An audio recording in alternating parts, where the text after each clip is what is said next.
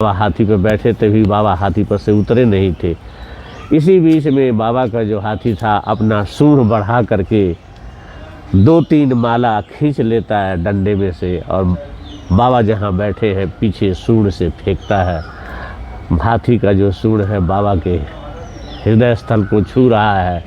बाबा कहते हैं कि देखो जी, हाथी ने कुछ ऐसी बात मुझसे कह दी कि मैं बड़ा ही भावुक हो गया।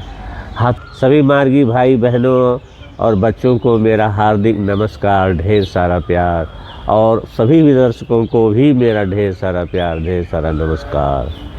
आज मेरे मानस पटल पर एक बाबा की कथा याद आ रही है जो आप लोगों से साझा करना चाहता हूँ।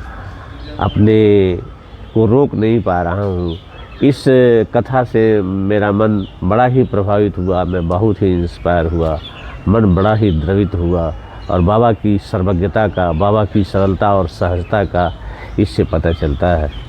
बाबा जिस समय जमालपुर में अकाउंट विभाग में कार्यरत थे, उस समय बाबा के एक सहकर्मी के बच्चे की शादी नेपाल बॉर्डर पर तय हुआ, जिसमें बाबा को भी आमंत्रित किया गया। लेकिन वो जहाँ शादी तय हुई, जो लड़की पक्ष के लोग थे, वहाँ तक आवाज़, वहाँ तक कहा जाएगा कि 4 व्हीलर का जाना संभव नहीं था। इसलिए वहाँ लोगों ने सोचा कि पहले जैसे तैसे जहाँ तक संभव हो सकेगा हम लोग 4 व्हीलर से जाएंगे, और उसके बाद में बारातियों के स्वागत का इंतज़ाम लड़की पक्ष से, वधू पक्ष से किया गया था, हाथी पर ले चलने का।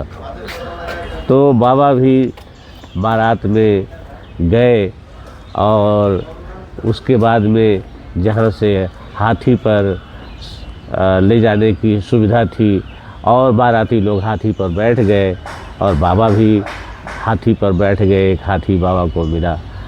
बाबा कहते हैं, यह शब्द चैनिका में आया हुआ है, हमें याद नहीं कि किस पार्ट में है, लेकिन आया हुआ है। बाबा कहते हैं कि मैं अगर यह कहूँ कि मेरा हाथी चल रहा है तो शायद उतना अच्छा नहीं होगा। बाबा कहते हैं मेरा जो हाथी है वह मस्ती में नाच रहा है, झूम रहा है, और रास्ते में जहाँ भी केला का पेड़ दिखता है, केला का बागान दिखता है, उसको खींच के अपने सूंड से खाता है। मस्ती में बस नाच रहा है, चल रहा है मस्ती में। सभी लोग, बाराती लोग जो हाथी पर बैठे थे, जब वहाँ पहुँच गए जहाँ से फूल माला से स्वागत की व्यवस्था थी बारातियों की, बाराती लोग अपने अपने हाथी से उतरे और माला से वहाँ स्वागत लोगों का होना था।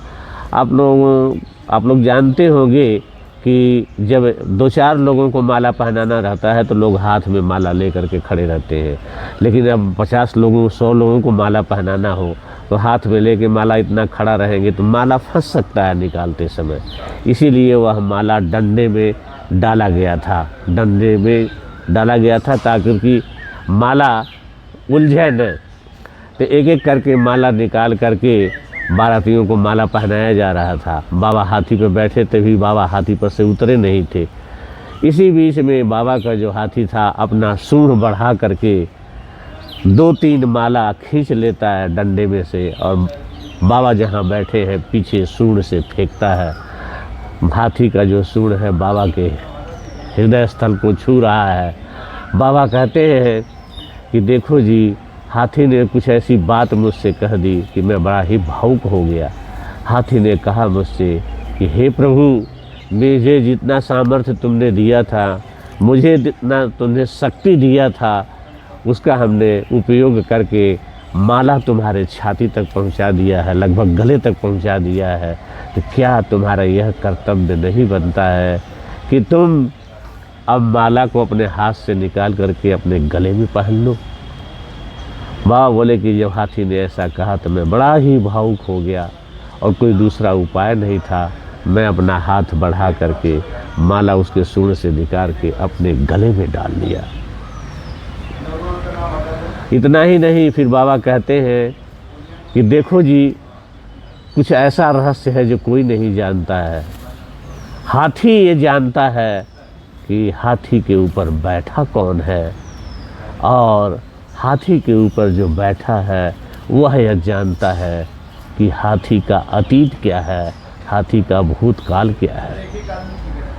बाबा सर्वज्ञ, सब कुछ अपने अंदर समेटे हुए, सब कुछ तो वही जानते थे। इस कथा से यह ज़रूर पता चलता है कि हाथी का जो पूर्व जन्म रहा होगा वह बड़ा ही उन्नत रहा होगा। कुछ ऐसे कुछ कर्म की वजह से जो हाथी के जोनी में हाथी पैदा हुआ, और लेकिन कुछ ऐसी बात तो थी अतीत की जिसको बाबा वहाँ निभा रहे थे हाथी के साथ में, हाथी के ऊपर बैठ करके, और हाथी के सूंड से माला खींच के अपने गले में जो उन्होंने डाल दिया। तो बाबा की जो कृपा है अनंत है, बाबा का जो करुणा है वह अनंत है। यह बहुत ही रहस्यमय संसार है। मैं तो ये मानता हूँ कि इस सृष्टि की सृष्टा ही रहस्यमय नहीं है। He was not only mystery, he is not only mystery, but his creation is also full of mystery, full of mystery. इसलिए प्रभु किसको कहाँ कैसे कृपा करते चल रहे हैं, ये मनुष्य की मेधा, मनुष्य की बुद्धि से परे है।